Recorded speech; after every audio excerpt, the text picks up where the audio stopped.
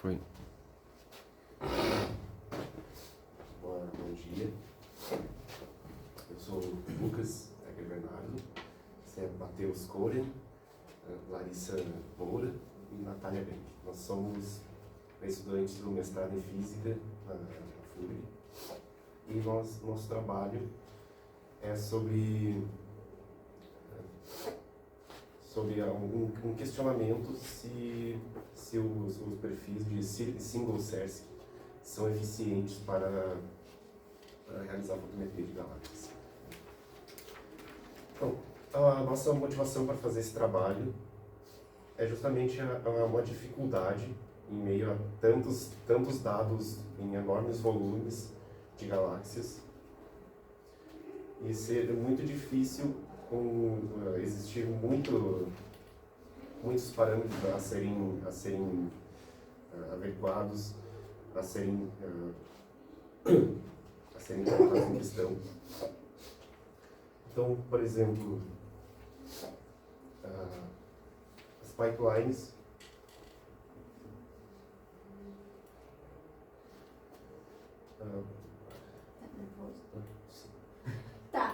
o nosso trabalho ele focou em testar a aplicação do single CERSC ou dois CERSC para a fitagem das galáxias.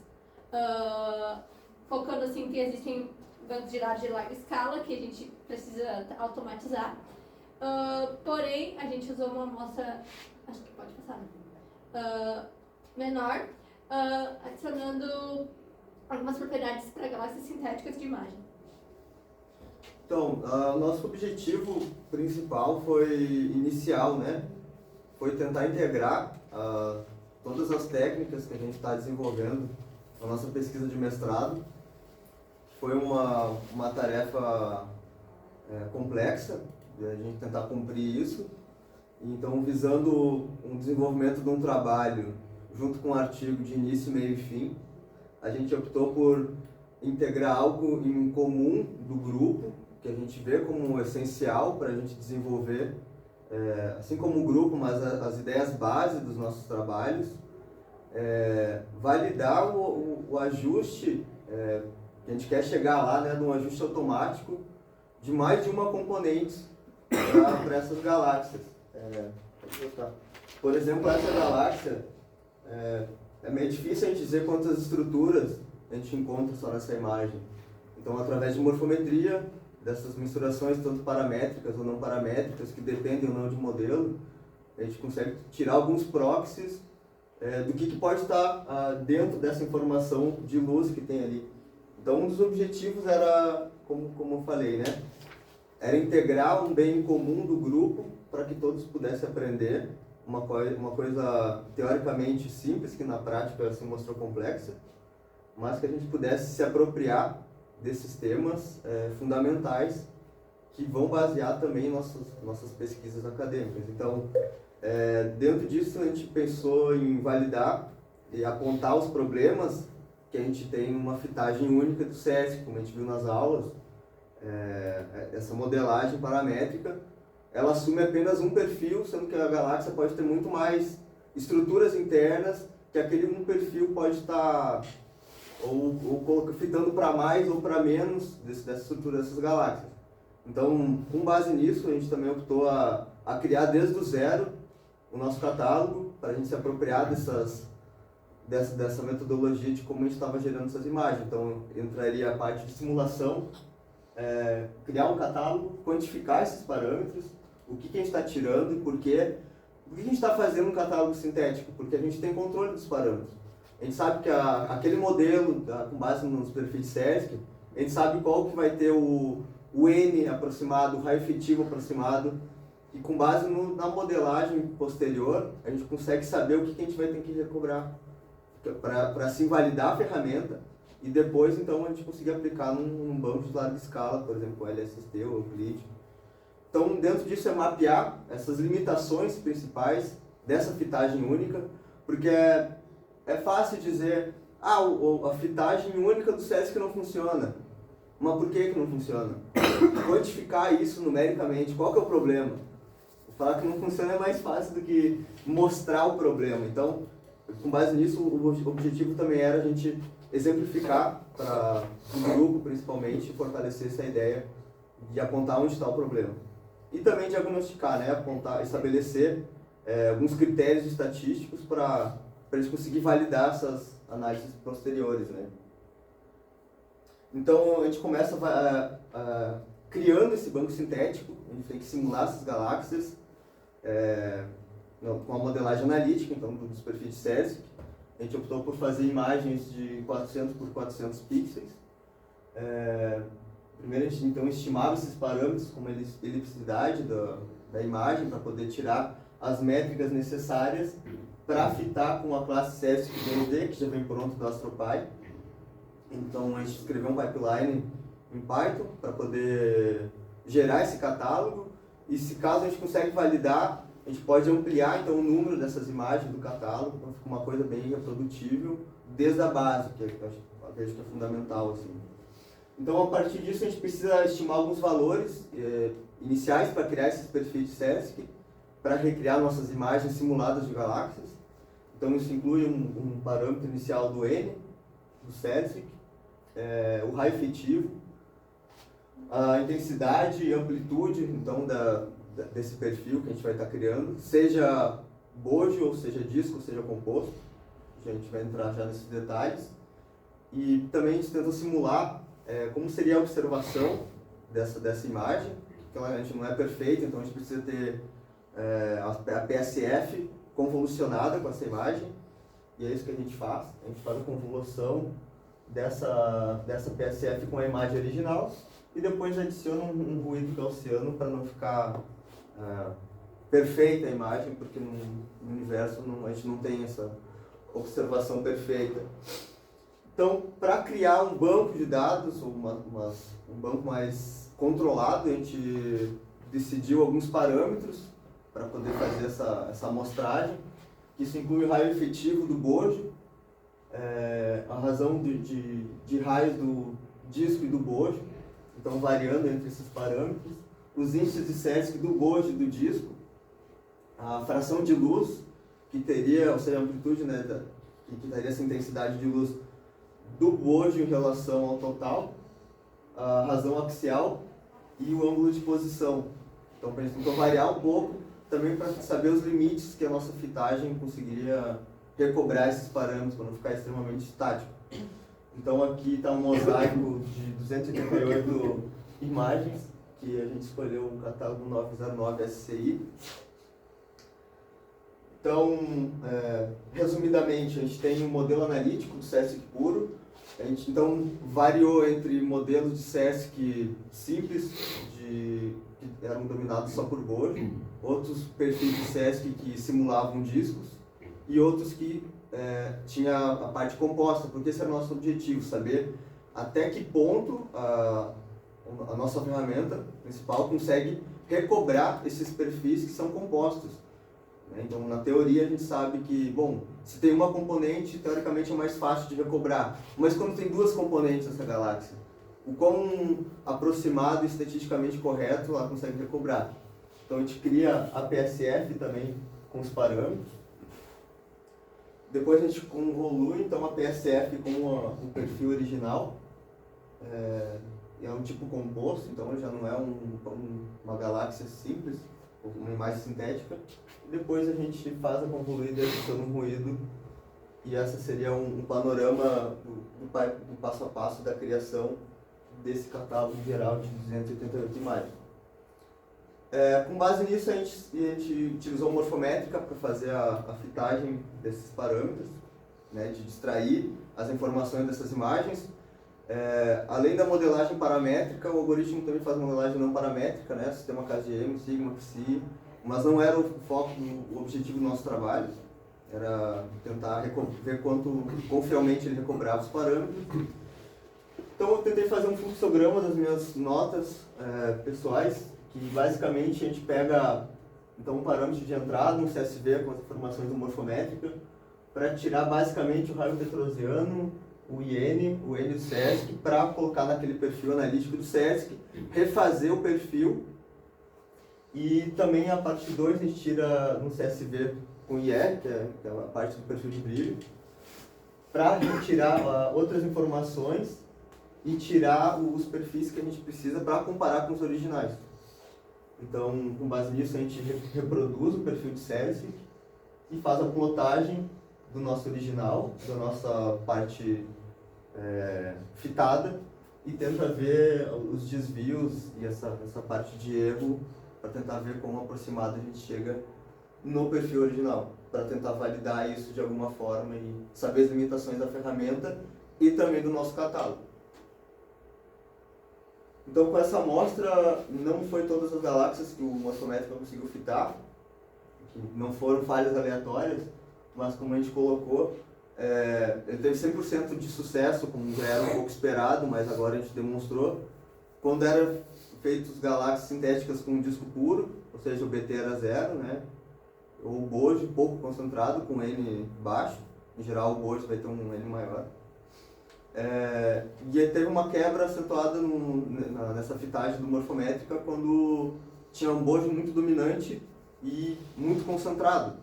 E também isso tem a ver com a PSF, quando era convoluída, ficava tão pontiforme ali o sinal que era confundido como se fosse uma como é que eu vou dizer?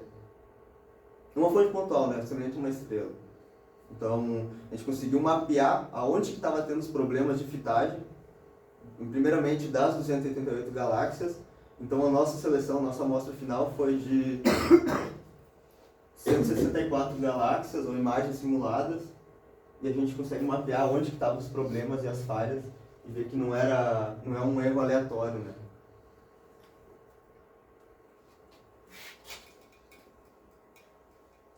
Então, para validação estatística, a gente usou uma análise baseada no perfil de resíduos do brilho superficial, que o resíduo local foi definido a partir da diferença entre o original e o obtido pelo ajuste do CERT. Também foram utilizadas outras métricas, como o erro sistemático médio, o erro médio absoluto, a dispersão de resíduos, né, que é o RO, e o erro global de ajuste, que é o RMSE. Aí, fazendo a análise dos resultados que o Matheus já comentou, o que foi? A gente consegue observar que o erro quadrático e o bias dos dados, né, eles mostram que quando a gente vai analisar uma galáxia que é composta de Bojo disco, a gente vai ter um erro muito maior, enquanto quando galáxias são compostas só por uma dessas fit, a gente vai ter um erro muito pequeno. Ou seja, ou é 0 ou praticamente 1, que é ideal, uma galáxia ideal, sendo que para galáxias que são compostas, esse erro ele cresce muito. Então, isso indica um problema na fitagem desse método abordado pelo Morfométrica em si, e como fazer essa fitagem seria a nossa questão para conseguir corrigir esse desvio, né? Não sou muito boa de falar. Então, aqui a gente tem um mapa de calor, da dependência dos erros dos nossos parâmetros estruturais, e a gente consegue ver a fração de Bojo em relação a, não consigo ler, a razão do raio de disco sobre Bojo, né? Então, a gente consegue ver, pelo mapa de calor, como a média do RMS, esse erro quadrático em magnitude, ele cresce, enfim, né?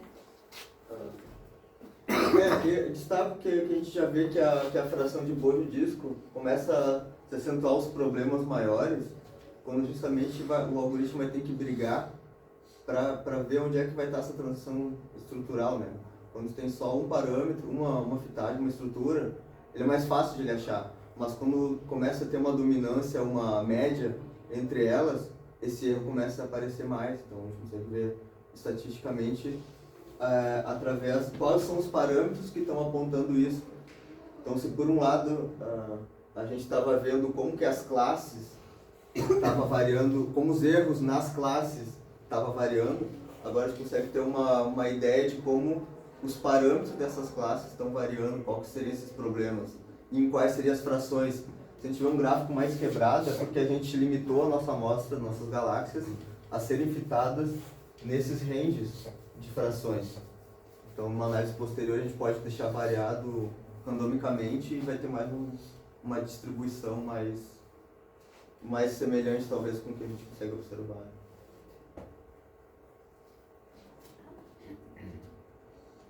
Aqui temos um gráfico onde mostra a margem de erro entre as medidas em galáxias que só tem ou só bojo ou bojo e disco. Então vemos que galáxias que tem tanto bojo quanto disco, o algoritmo ele tem uma margem de erro um pouco maior do que na medição em galáxias que só tem disco ou só tem bojo. Então podemos ver uma margem de erro muito maior nas galáxias que tem a composição dos dois elementos, e nas galáxias que só tem bojo, ele tem uma pequena margem de erro, mas ela é quase imperceptível em relação à margem de erro dos dois juntos. E na margem de erro, no caso das galáxias que só tem disco, ele tem uma margem de erro um pouco maior do que a com só bojo, mas tem uma certa consideração. Então, há uma certa limitação em usar single Sierski em galáxias que têm tanto bojo quanto disco, normalmente galáxias espirais, principalmente.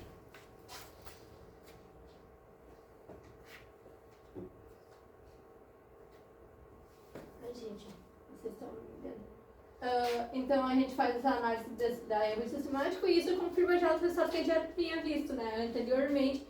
Então, que o erro sistemático ele vai crescendo com um erro aleatório das galáxias. Para a gente queria analisar se isso era um erro da amostra em si ou se era um erro proveniente do método que a gente aplicou. E a gente pode ver que, de novo, para galáxias compostas, esse erro cresce muito, enquanto para galáxias que são de um só componente, ele é praticamente zero.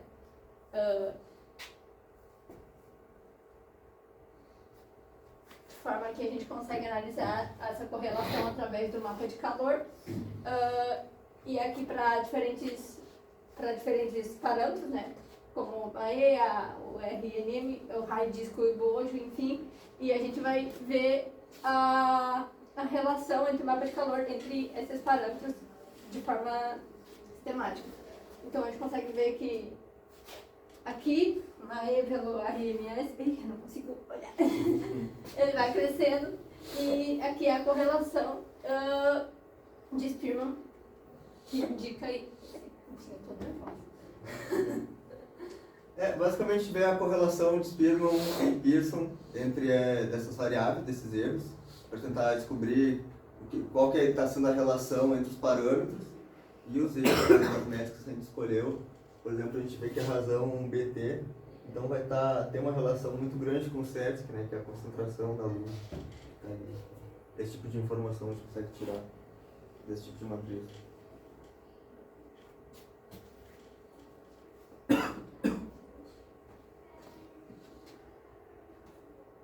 Outra parte para a gente conseguir ver se isso tem alguma relação com o tamanho dessas imagens.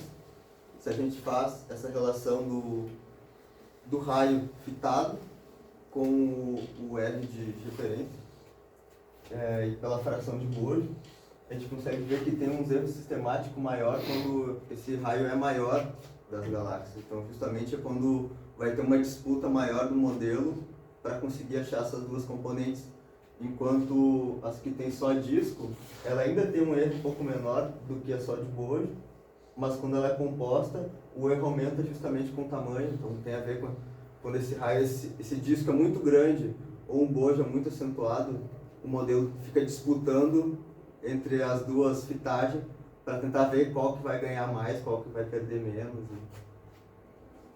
Etc.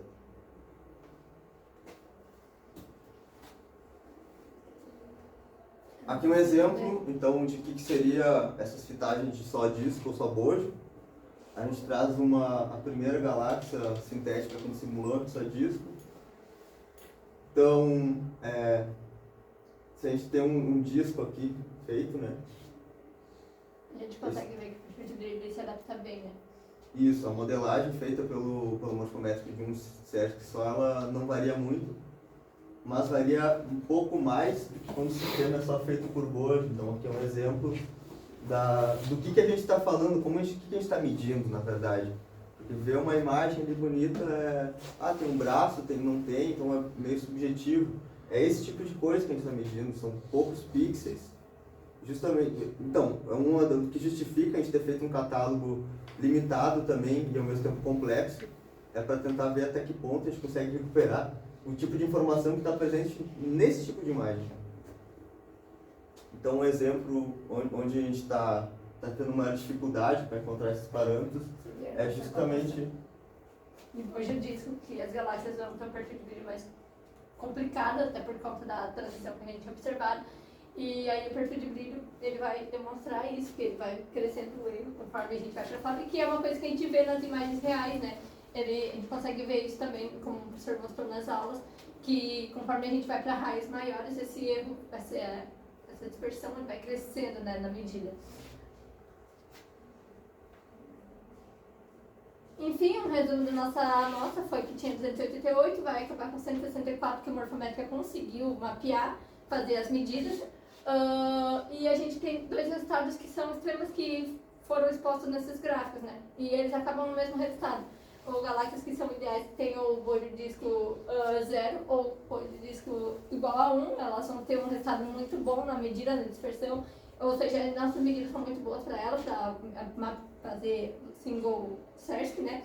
Enquanto para galáxias que têm um alto índice de bolho de disco quando são compostas, elas vão ter um erro maior e não vão ser tão eficiente essa aplicação de um CERSC só para fazer a análise dela. Então, teria que ter uma adaptação para bolha de disco e ver como fazer esse 2 CERSC ou mais CERSC para conseguir mapear ela internamente. Outra coisa que seria interessante seria a análise das componentes morfométricas, assim, por exemplo, com o perfil de brilho conseguir analisar a concentração da galáxia, as partes internas e externas do bojo disco, e sim, um bojo mais concentrado indica isso, só que com galáxias sintéticas isso não é possível.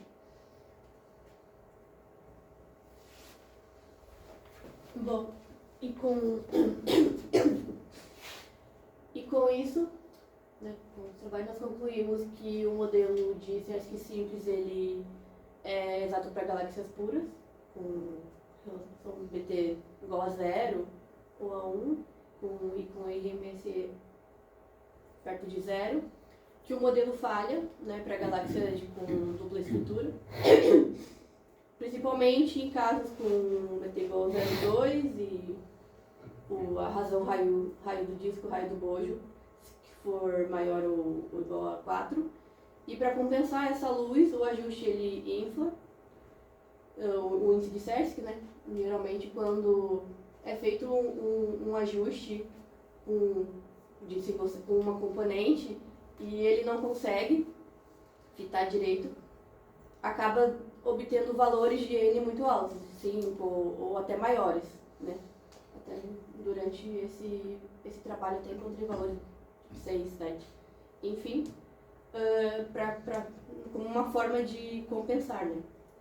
E o uso indiscriminado em grandes levantamentos, né? Ele propagava viés sistemáticos, como questão de tamanho de massa, métricas de resíduo identificam a decomposição de multicomponente. E como continuidade da pesquisa, futuramente, talvez aplicar papilares automatizados para mensurar multicomponente com outras ferramentas, como o Infinity, Autoprof e outros que a gente também trabalha. A gente não aplicou na larga escala que não tinha como relacionar com a estrutura desse caso. Isso. Obrigado.